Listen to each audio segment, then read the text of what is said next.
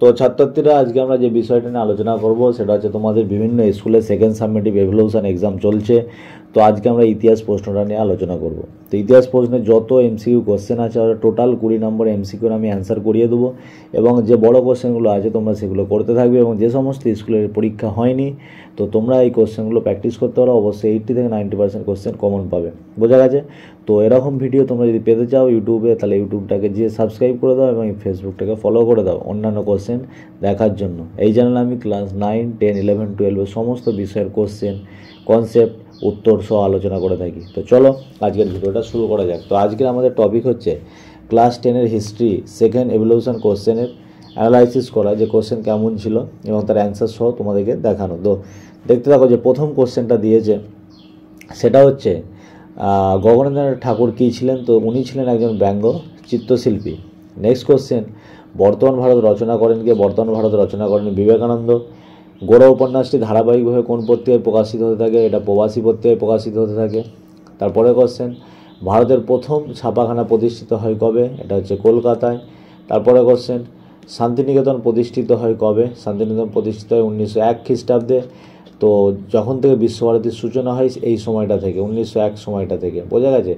আর আগে অর্থাৎ 1863 সালে দেবেন্দ্রনাথ ঠাকুরের গোড়াপত্তন করেন, মানে এটা শুরু করেছিলেন। নেক্সট দেখো, 1857 খ্রিস্টাব্দের বিদ্রোহকে ভারতের প্রথম স্বাধীনতা সংগ্রাম বলেছেন কে? বিনায়ক দামোদর সাভারকার। আচ্ছা, নেক্সট, বঙ্গভঙ্গ আন্দোলন শুরু হয় 1905 খ্রিস্টাব্দে। তারপরে কোশ্চেন, নাঙ্গল পত্রিকার সম্পাদক কে ছিলেন? তো নাঙ্গল পত্রিকার সম্পাদক ছিলেন কাজী নজরুল ইসলাম। নেক্সট 9 কোশ্চেন, বারদৌলি সত্যাগ্রহের নেতৃত্ব কে দেন? বল্লভভাই প্যাটেল। 10 একা আন্দোলনকে সামাজিক দস্যুতা কে বলেছেন? তো এই কোশ্চেনটা ভুল দেওয়া আছে অপশানগুলো। তো তোমাদের যে XYZ এর কোশ্চেন এটা হচ্ছে তোমাদের এই যে 4টে অপশান ভুল দেওয়া আছে, বোঝা গেছে? তো সামাজিক দস্যুতা বলেছেন এটাকে আশরাফ সিদ্দিকী। কে বলেছেন? আশরাফ সিদ্দিকী। তো এই 4টে অপশানের মধ্যে কোনো অপশানই হবে না। তো সঠিক অ্যান্সার যেটা হয়ে যাবে সেটা হচ্ছে আশরাফ সিদ্দিকী এই আন্দোলনকে সামাজিক দস্যুতা বলেছেন, একা আন্দোলনকে।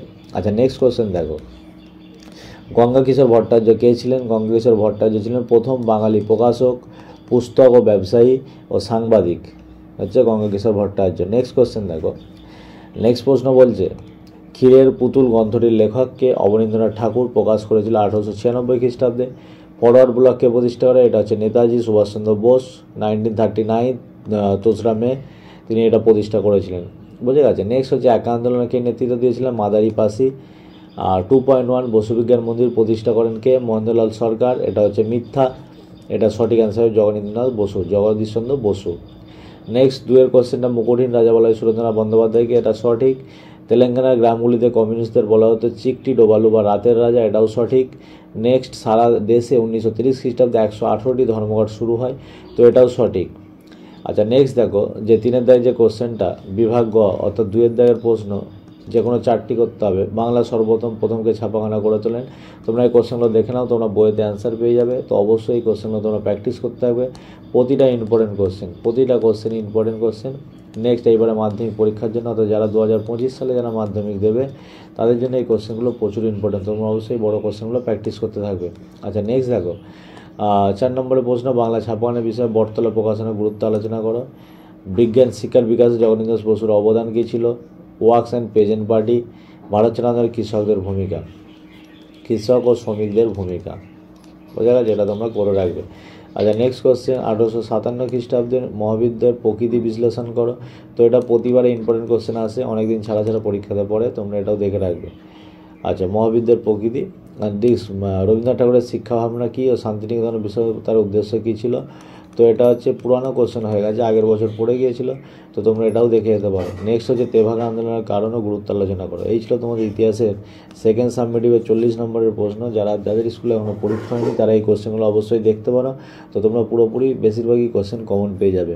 তো আরও অন্যান্য ভিডিওগুলো দেখার জন্য তো ডেসক্রিপশন বা আই বাটনে ক্লিক করে দেখতে পারো। তো ধন্যবাদ, ততক্ষণ পর্যন্ত সুস্থ থেকো, ভালো থেকো, পড়তে থেকো।